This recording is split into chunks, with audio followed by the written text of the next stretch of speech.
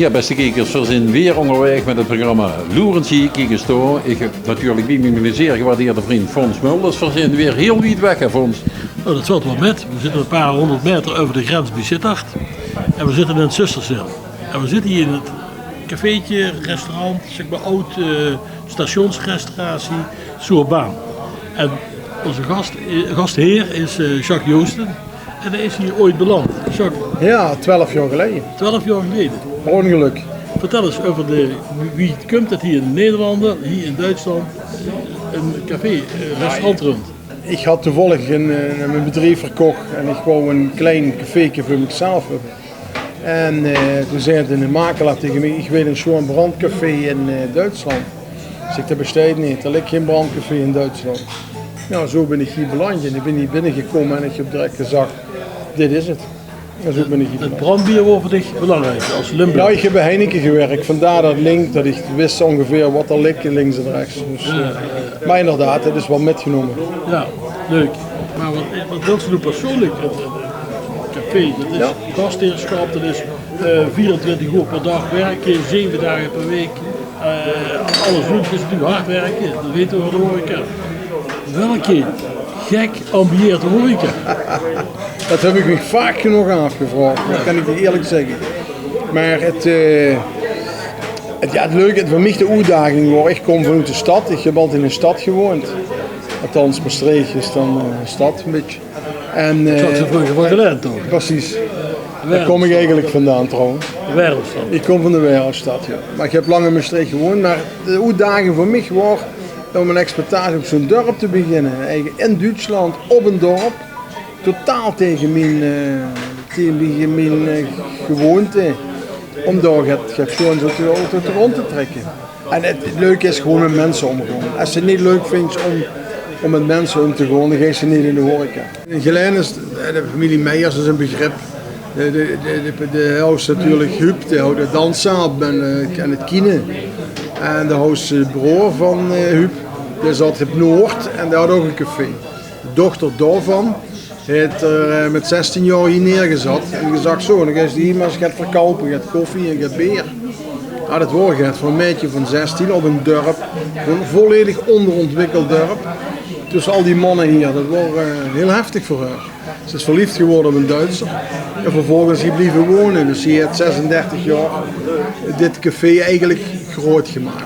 Ik heb ergens een aantal jaar geleden gedacht, ik moet die Duitsers een plezier doen. Ik gewoon Bitburger erbij pakken. Want ik vind het wel erg dat die mensen altijd dat Hollands bier moeten drinken. En wat is nu gebeurd? Het gekke was, de Duitsers die bleven brand drinken, want die vonden Bitburger helemaal niet lekker. Omdat ze dat al 50 jaar doen. En Nederlanders die de grens overkomen, die denken, kom ik drink eens een ander bier als brand, maar dat drink ik altijd. Ja, goed, afwisseling doet leven. Hè? Absoluut. Dat is ook zo. Zeg, doe rustig hier bij ons. En ik herinner me, dit cafeetje Vreugde komen hier. Zo'n wildpark, speeltuinen, het safaripark. Safaripark, ja. Heel bekend, hè, met echte leeuwen erin en zo allemaal. En dan komen we hier en dan wordt het best wel een klein cafeetje. Hè. Kijk, maar daar wordt ook meteen echt het stationsrestauratie van een spoorlijn is er ooit geweest. Hè. Die spoorlijn die liep Van Broekzitter naar Geilenkirch. Broekzitter naar Geilenkirch. En sloot je dan aan op de grote spoorlijn van de Nederlandse spoorwegen of niet? Nee, het was eigenlijk een aparte lijn. Die wel in Geilenkirch aansloot op het Duitse net. Ja. Maar in Broekzitter zit dat punt nog. Hoe kent ze nog steeds waar die ergens Maar dan moest je begonnen tegen is? het Broekzitter de bus pakken. Wat had Ja. ze vroeger de E-bad of weet ik wat. Of een paard of zo, ik weet het niet. In dit tijd, want de praat ze over 40 jaar of zo. 50. 40 euro per een keer, hè? Nou, maar dit wordt duidelijk vroeger nog. En het is een stationnetje op de lijn van Geilenkirch naar Broekzitter. En je hebt dus nog dat smalspoortreintje lopen, dat is een museum hier ook. Begaald, hartstikke leuk. Echt mooie treintjes. Het is een vrijwilligersorganisatie die zich er wat bezig houdt, die treinen restaureert. Stoomtreintjes, ja. En ik ze toe, dat is echt super chic om te zien. Maar hoe lang geleden is de trein eigenlijk opgegeven? 55. 1954, dat is een beetje de tijd van de zelfkant. Hè? Toen het Nederlands gebied. Voor de mensen die dat niet weten, na de oorlog heeft Nederland een stukje Duitsland ingelijfd. En dat was in 1948 denk ik, de zelfkant. En in 1964 of zo, 62 is dat teruggegeven aan Duitsland. Maar toch is doordat dat teruggegeven is dat treintje ook verwaterd op een of andere manier. Hè? Het is eigenlijk in de tijd dat het Nederlands gebied wordt het waarschijnlijk ook een controverse. Net zoals dat de weg tussen Koningsboes en Brunsum heel lang een probleemgebied is geweest waar ze de grens over ging, zal ik maar zeggen. Hier in het café, daar moest ik toch fantastische verhalen horen over die overgang toen. Ja. Van dat zelfkant dat er teruggegeven werd. Want ik herinner me uit mijn jeugd, daar waren enorme voorraden, zaadbestrijdingsmiddelen, wapens, noem het maar op. Die werden hier allemaal op de zelfkant neergezet. En van de ene dag op de andere werden dat weer Duits gebied. En al die spullen die daar stingen, die werden vrij van inklaringsrechten en voorrechten, die stingen niet door, werden die overgedragen. En iedereen die maar een beetje geld had, investeerde om hier, in dit gebied, spullen neer te zetten. Nooit zo vol auto's. Je kan het meer bedenken. En de echte smokkelaars, die moeten hier komen, dat kennen dan. Het zijn vaak de grote boeren van nu, die toen dat tijd veel geld verdiend hebben. Die houden namelijk de vrachtwagen en die houden tractors en weet ik wat, waardoor die veel kosten vervoeren. En dat is ik heb eens ooit op YouTube een filmpje gezien van de overgang. De nacht om 12 uur, dan stond hij zo met die slagboom. En dan kwam er nog zo'n zelfkanter, kwam nog met zo'n zak vol met koffiebonen. Op zijn rug met wel 12 uur geweest. Toen hebben ze de boom nog omhoog gedaan en toen liep hij nog met die zak. Maar is toen echt een hele handel geweest. Het hoort toen de tijd. Ja. En zo'n gasten, dat was toch zo, die echte ouderwetse bruin café met zijn binnenneus bestuurs. Was het toch geweldig voor kunnen genieten. Ja, dat is ook zo.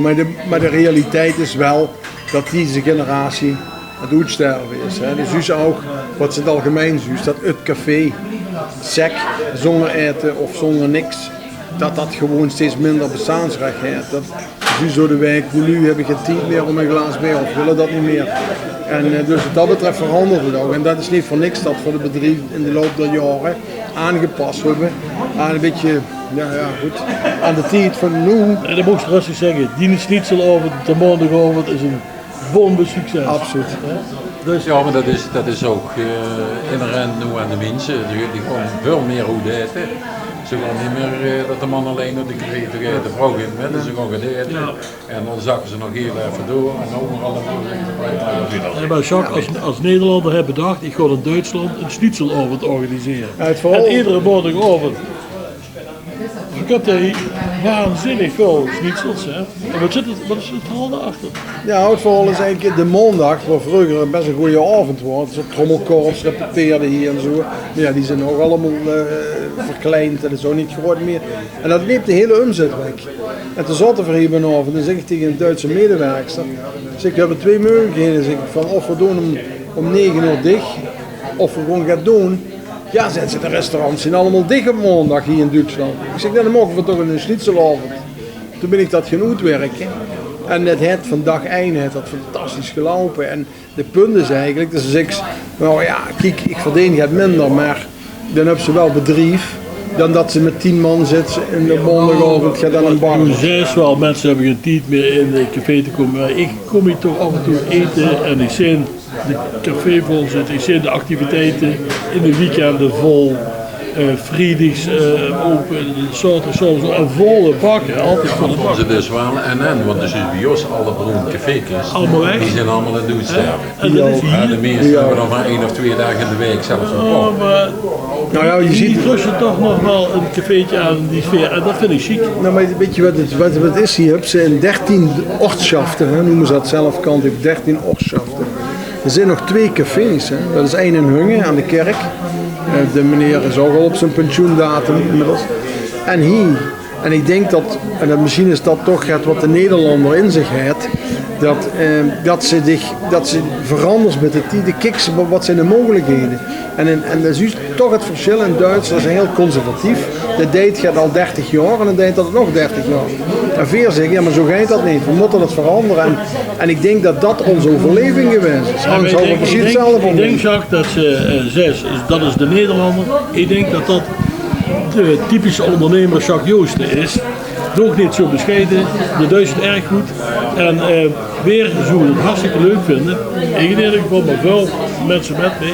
Als dit soort etablissementen kunnen blijven bestaan. Dat zullen we geweldig vinden. Die zullen er volgens mij steeds meer komen. Ja. Want dit is eigenlijk het bruin café van de toekomst. Zoals de Zwitser kunt zeggen met zo'n inrichting. De mensen zoeken toch nog een nostalgisch op.